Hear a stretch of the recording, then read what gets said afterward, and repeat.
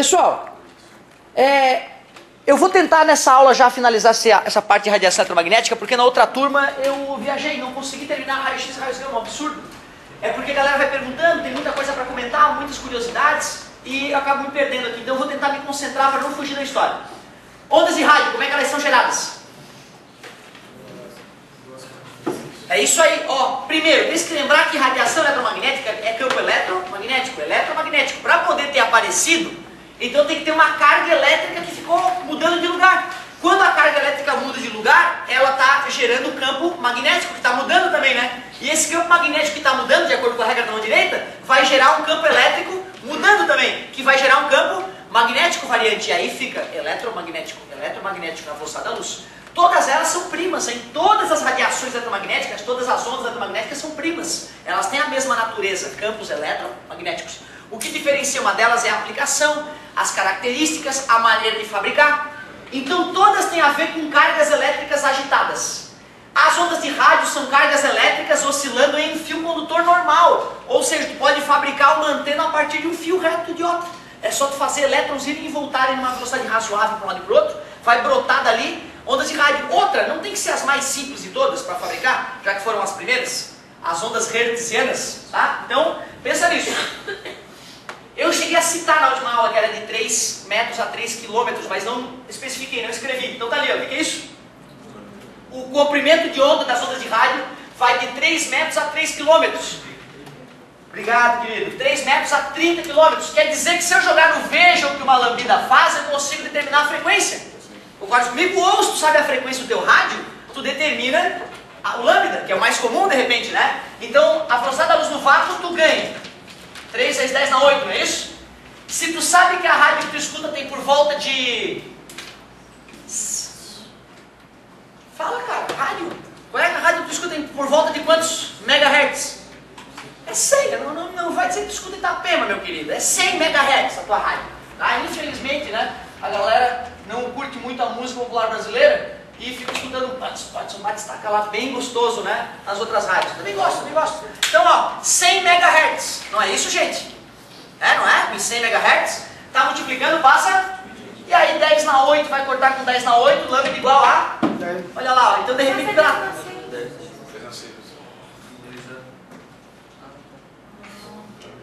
Não tem problema nenhum. Isso é normal, gente. Não tem que ficar revelando. Mas é importante só para perceber que 100 não é 10 ao quadrado, gente?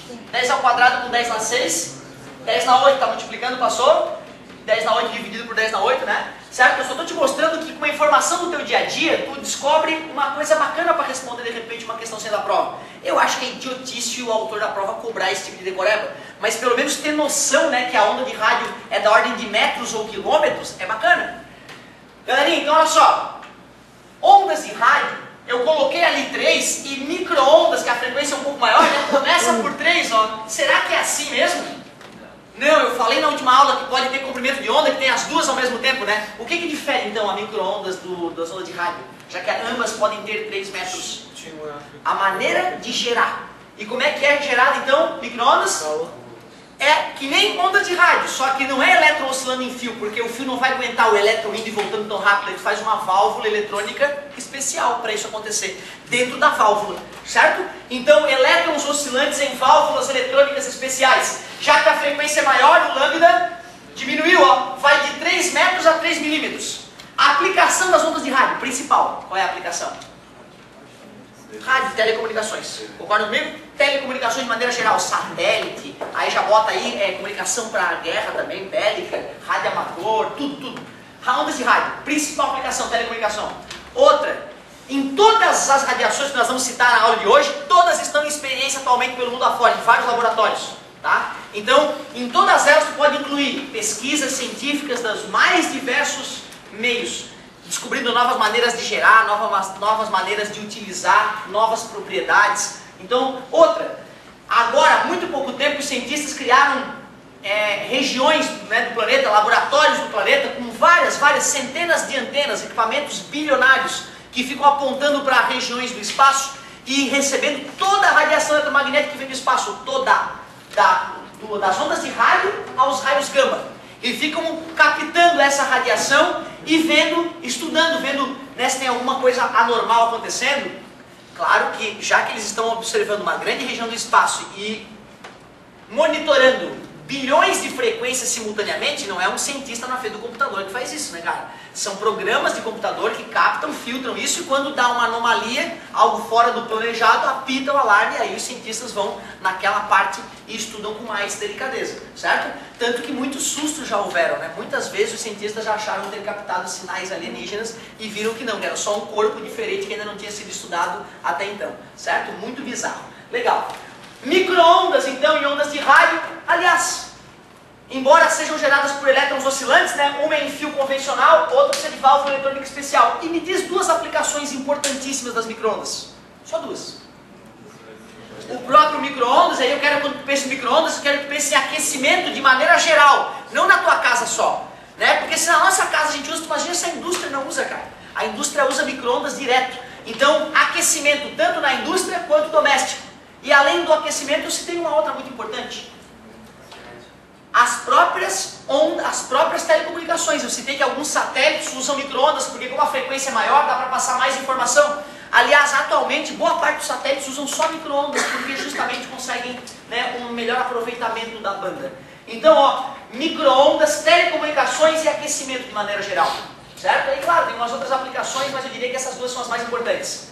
Infravermelho. De onde é que sai o infravermelho mesmo? De nós, ou seja, dos átomos, certo? Então, se tem átomo, tem radiação eletromagnética sendo cuspida para tudo que é lado desse átomo. Um átomo aqui, ele está expelindo fótons de infravermelho para tudo que é lado. Mas espera aí, se ele está expelindo energia e não está esfriando, está recebendo infravermelho de tudo que é lado. Ou seja, o mundo microscópico é uma loucura. Tem fótons sendo emitidos por átomos e recebidos por átomos, então tem uma troca de energia acontecendo o tempo inteiro. Aquela energia, não. É uma energia mensurável, palpável, não tem nada de sobrenatural. Certo? Aliás, toma cuidado, se tu pegar ondas de rádio e jogar no teu cérebro, tu pode estimular o teu cérebro a ter sensações. Lembra do capacete de Deus que eu citei na sala? Tá? Toma cuidado, então não confie no que o teu cérebro enxerga, às vezes ele está viajando. Tá? Ondas de rádio podem causar sensações esquisitas na pessoa, como a presença de algo superior, a presença de Deus ou de espíritos. Tá? Ondas de rádio, então, podem estimular o cérebro e deixar ele meio esquisitão. Micro-ondas, vimos as aplicações, vimos como é que gera. Infravermelho, se é o átomo que está cuspindo infravermelho, o que está acontecendo no átomo para ele cuspir radiação eletromagnética? Tem elétrons oscilando, e se elétron oscilando é uma mini corrente elétrica, e não é uma corrente elétrica perfeitamente constante, né? Tem uma certa vibração nela, então é dessa vibração, é da própria agitação atômica que nasce o infravermelho, certo? Quanto maior a temperatura, mais infravermelho emite, quanto menor a temperatura, menos infravermelho emite, e quando chega no 0 Kelvin, para de emitir infravermelho. Porém, no laboratório, a gente só conseguiu atingir 2 nanokelvin. Até o ano passado eu falava em 2 vezes 10 na menos 7. Agora na televisão eu vi 2 nanokelvin. O que é nano? Cara, 2 vezes 10 na menos 9 Kelvin. E os átomos começam a se comportar bizarramente nessa hora. Eles começam a vibrar cada vez menos e entram em ressonância. Começam a vibrar todos juntos, como se fosse um idêntico ao outro. Certo? Então nós estamos estudando isso no laboratório, algo bem bizarro. O famoso condensado de Bose-Einstein que inaugurou esses estudos. Valeu, querido. Muito bom. Infravermelho, pô, o infravermelho é que devia se chamar micro. Tu vê, ó, a micro-ondas não é tão micro assim, né? O que é micro de verdade é o infravermelho, ó, que vai de 1 milímetro a 1 micrômetro, mais ou menos. E, professor, quer dizer então que de 3 milímetros a 1 milímetro não existe nada? Não força amizade. É só por efeito didático, tá, cara? O cara não vai te cobrar, sabe, a 2,8 nanômetro, o que que é? Não, é só para ter uma noção, cara, sabe? Para poder pensar numa questãozinha. E outra, se a frequência está aumentando, o comprimento de onda tem que ir diminuindo, né? Faz sentido, certo? Tem um apelido para infravermelho, ondas de calor. Então é importante lembrar que grande parte do calor que a gente sente, né, é vindo de alguma região, vindo de equipamento, vem na faixa do infravermelho. E aí, se a gente começa a estimular o elétron, não a ponto só dele ficar girando, mas dele girar no orbital mais externo, aí ele ficou excitado. Quando ele volta para o orbital mais interno, ele tem que devolver essa energia. Ele devolve na forma de luz. Quando isso ocorre bem na casca do átomo. Tu concorda que quando a gente olha a luz que sai das pessoas, é só da casquinha dela que está saindo a luz? A gente não consegue ver o interior da pessoa, né? Porém, tu já viu um pedaço de ferro aquecido ao extremo? chega uma hora que ele está tão quente que ele fica vermelho. E aquele vermelho é um vermelho que aparenta sair só da casca? Não. Tu vê que fica meio transparente, né? Que vem do interior, não é isso? Quer dizer que antes da emitida aquela luz vermelha que tu enxerga, já estava emitindo uma luz de dentro, que nem aquela vermelha. Só que era infravermelha, por isso não enxergava. Então tem uma luz, cara, saindo do teu interior agora, de dentro de ti, só que o meu olho não capta essa luz. Certo? Que bom, senão ia atrapalhar tudo, né? Certo? Beleza? Então, ó, infravermelho, quando fica muito quente, começa a emitir um pouco de vermelho. Certo? Aquele vermelho que sai de dentro do corpo. É bacana de visualizar dessa maneira para imaginar a luz que está saindo de ti agora, o tipo de luz, né? Entre aspas. Quando a gente fala em luz, então é elétron excitado voltando ao orbital de origem. Ele emite uma ondinha. 400 nanômetros a 700 nanômetros. É um número bom ali para o cara gravar, de 400 a 700 nanômetros. Então a luz agora ficou ainda menor, certo? Ainda menor. De fato, né, se ela está sendo emitida pela bordinha do átomo, pela casquinha do átomo, ela não pode ter um comprimento de onda muito grande. E o que é novo mesmo é a partir de ultravioleta, porque até luz a gente chegou a comentar um pouquinho. Galera, ultravioleta, pessoal, ela é emitida absolutamente do mesmo jeito que a luz. O elétron se excita, começa a orbitar uma região externa dele, e aí depois ele volta para a casa dele e devolve a energia que ele absorveu. Só que para ser ultravioleta tem mais ou menos energia que a luz. Mais, né? A gente sabe que tem mais energia, até porque a frequência aumentou, né? E a energia do fóton é H vezes F, a constante de Planck vezes a frequência. Então, peraí. Se tem mais energia, não deve estar vindo da casquinha do átomo, porque as camadas de valência são as menos energéticas, né? As camadas mais energéticas estão na parte mais interna. Quanto mais próximo o elétron está do núcleo, maior a energia, né? Certo? Então, na verdade, o ultravioleta, o processo é idêntico da luz, só que ocorre numa camada mais interna do átomo. Não é na casquinha, é nas camadas, né, intermediárias. Beleza? E aí, cara, a ultravioleta, ela tem uma classificação que é importante ter uma noção. Outra, como agora o nano está ficando pequeno, nós vamos, a partir daqui, usar o angstrom. E cuidado, o angstrom não faz parte do sistema internacional. Um angstrom é 10 na menos 10 metros, porque o nano é 10 na menos 9, aí depois do nano vem o pico, que seria 10 na menos 12, que é de 3 em 3, lembra? Então o angstrom é uma ótima maneira de medir tamanhos atômicos, certo? E ele é 10 na menos 10 em homenagem, né, ao cara que inventou, a gente chama de angstrom. Então assim, ó, ultravioleta, terminou lá com 400 nanômetros, não é isso? Então aqui eu vou começar a contar a partir dos 4.000 angstrom, que são 400 nanômetros, certo? Mas não quer dizer que elas não possam se sobrepor, gente, tá beleza? Fica tranquilo com isso. De 400 nanômetros, 4.000 angstrom a 3.000 angstrom é ultravioleta tipo A. Observe que nós estamos vindo o tempo inteiro em aumento de frequência, não é isso? Então as ultravioletas com menor frequência está nessa faixa de comprimento de onda. Como elas têm menor frequência, elas são mais ou menos energéticas. Menos. E por serem menos energéticas, penetram mais fundo na pele. Porque ondas mais energéticas são absorvidas antes. Ondas menos energéticas demoram mais para ser absorvidas. Beleza? Então ela penetra fundo na tua pele e atinge o teu elastano e o teu colágeno, que é a fibra que faz isso acontecer. Ó. Vai lá, aperta a pele volta. Certo? Quando tu é jovem, já ainda é mais rápido que volta do que no meu caso. Estou beirando os 30. Certo? Se tu pega uma pessoa de 60, 70 e faz isso, tu vê que a pele demora um pouco mais ainda a voltar para o lugar. Quer dizer que os elásticos da pele estão ficando laceados, estão ficando enfraquecidos. Por quê? Porque a ultravioleta tipo A foi lá e recortou esse elástico, picou, enfraqueceu ele. O que eu estou te dizendo? Mais uma vez, se tu usar filtro solar todo dia a partir de agora, aos 40 anos, as pessoas não vão acreditar que tem 40 anos. Poucas pessoas têm saco de todo santo dia passar o protetor solar antes de sair, somente homens, né? Certo? E se tu fizer isso, vão olhar para ter os 40 anos, o quê? Tem 40 anos, não acredito? Certo? Então é uma dica bem legal, cara, porque hoje tu tá cagando e dando pra isso, mas quando tu for mais velho, cara, isso vai ser a diferença entre tu acordar feliz ou ficar deprimido, certo? Então passa o protetor. Galerinha, ó, se vai de 3.000 a 2.000 angstrom, é ultravioleta tipo B, e agora ela é mais ou menos energética tipo A. É mais, aí ela penetra menos na pele, parece esquisito, né? Mas é que ela é absorvida mais rápida. E já que ela é absorvida nas primeiras camadas da pele, onde tem os vasos capilares, os vasos capilares incham e tu fica... Se os vasos capilares da tua pele ficarem inchadinhos, fica vermelho. Certo? Concorda comigo? Quem tem mais sangue na tua pele fica um camarão no verão, lembra? Tudo bem pra vocês? Então tu vê, quando tu fica vermelho, aquele vermelho não quer dizer nada, vai passar a vermelhidão. O problema é que se tu tomou um banho de ultravioleta B, com certeza veio junto. Quer dizer que tu envelheceu naquele dia. Naquele dia tu envelheceu. Só que não vai aparecer de um dia para o outro, né? Vai aparecer meses depois com uma marquinha, uma ruguinha, certo? E assim vai. E ultravioleta tipo C, ela é ainda mais energética, maior frequência, menor comprimento de onda. Só que ela é tão energética que ela é absorvida logo nos primeiros micro-organismos que vivem na tua pele. Então acaba esterilizando a tua pele com os ácaros, os micróbios que vivem ali, fritam quando tomamos um banho de sol. Então tu vê, tomar um banho de sol é esterilizar a pele naquela hora. Certo? Logo depois, né, volta a galerinha de novo. Certo? Não te esquece, cara, isso é bacana de saber, né? Tem aqueles, eu fico louco com as propagandas, né? O meu médico recomendou para proteger meu filho o sabonete e tal. Porra, cara, não faz isso com teu filho, cara. Faz mal para a criança, tá bom? Tu desde novinho, lambuzar a criança com coisas antibacterianas não faz bem para a saúde. É melhor deixar ela se enrolar no cocô do que proteger ela com o sabonete daquele. Isso é fato, gente, tá? Isso é fato, tá bom? Então, ó, o que é o mais saudável? Sabão.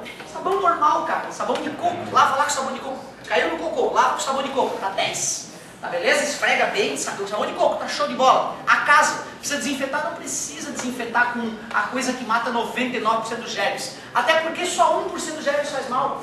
Os outros 98% são gente boa. Pra que matar todos eles? Tá entendendo? Então tem que botar na cabeça dos nossos pais que viveram numa época onde avisavam que a natureza é suja. E nós temos que nos afastar da natureza. E ensinar pra eles que isso é mal, que faz mal pra natureza agir dessa maneira. O legal é usar o produto só pra limpar mesmo, vinagre. Dá pra desinfetar o teu banheiro com vinagre, enquanto acabou tá limpo. Não precisa gastar uma fortuna e a família vai ficar mais saudável. Comentem isso com os pais de vocês. A ignorância, às vezes, faz com que aconteçam coisas bizarras na nossa vida. Os meus pais, como eu já te falei, fizeram faculdade e fizeram um monte de cagada na minha educação, não me ensinaram a limpar a bunda, lembra? Eu sou de biologia no terceiro ano que me ensinou a limpar a bunda. Te contei já isso, né? Já te contei. É um pouco desagradável, certo? Mas isso é importante, tá? Então discutam isso em casa também, beleza? Cuidado, ó. Banho de sol, uma ótima maneira de limpar a tua pele de micro-organismos, tá? Pô, tá na selva, se cortou, não tem um medicamento? Claro que a saliva pode ser um cicatrizante, né? Mas o melhor, banho de sol. Não vai ficar muito tempo no sol, vai dar uma puta uma cicatriz, né? Mas um pouquinho de sol ali pode ajudar a esterilizar o ferimento, beleza? Isso aí. Peraí, já que esteriliza micro-organismo, eu vou usar na medicina. Em vez de ferver as coisas, eu posso dar um banho de luz ultravioleta e fritar os micro-organismos. Pode ir para operação, certo? Então o ultravioleta é usado para esterilização médica, né? Então hoje nós temos lá uma câmarazinha que em vez de aquecer, certo? Ela simplesmente dá um banho de luz ultravioleta e frita os micro-organismos. Professor, eu tenho alergia a cloro, a piscina lá de casa está dando problema. Compra uma bomba com uma luz ultravioleta, a água da piscina passa por essa luz potente, esteriliza com apenas luz e já joga na piscina água estéril, sem nada de cloro. Pode até tomar banho com o olhinho aberto que não vai arder. Beleza? Então o ultravioleta tipo C é usado para esterilização devido à sua propriedade naturalmente capaz de fulminar micro-organismos. E vamos lá, estamos quase. Só falta o raio-x e o raio-gama. Amigo, raio-x, assim como luz e assim como ultravioleta, vem de elétron excitado orbitando um orbital que não é seu e retornando ao orbital de origem. Só que já que o raio-x é mais energético ainda, quer dizer que essa troca está ocorrendo em camadas ainda mais internas do átomo, certo? Externas é a luz, que é a casquinha, ultravioleta intermediária, raio-x vem lá próximo do núcleo atômico, certo? Mas espera aí, como é que eu vou fazer para estimular os elétrons a esse ponto, né? Para o elétron do núcleo atômico se estimular e orbitar um orbital mais externo. Como é que eu vou fazer isso acontecer? Simples. Primeiro eu vou pegar placas metálicas e colocar entre essas placas metálicas uma alta voltagem, tipo 20 mil volts. Porra, é muito, professor? Não, industrialmente falando não é nada, né? Como nós veremos na física E hoje, a energia chega na área industrial a 132 mil volts. Certo? Então 20 mil volts, industrialmente falando, dá até para tomar um choque, tranquilo. Ó, lá dentro dessas placas, porque uma placa vai ficar positivamente carregada, né? E a outra placa fica negativamente carregada. Eu vou pegar uma lâmpada especial que aquece bastante e vou botar uma DDP nessa lâmpada para ela brilhar. Quando essa lâmpada começar a brilhar, ela vai emitir elétrons, não só fótons, dependendo da quantidade de energia que tu jogar nela.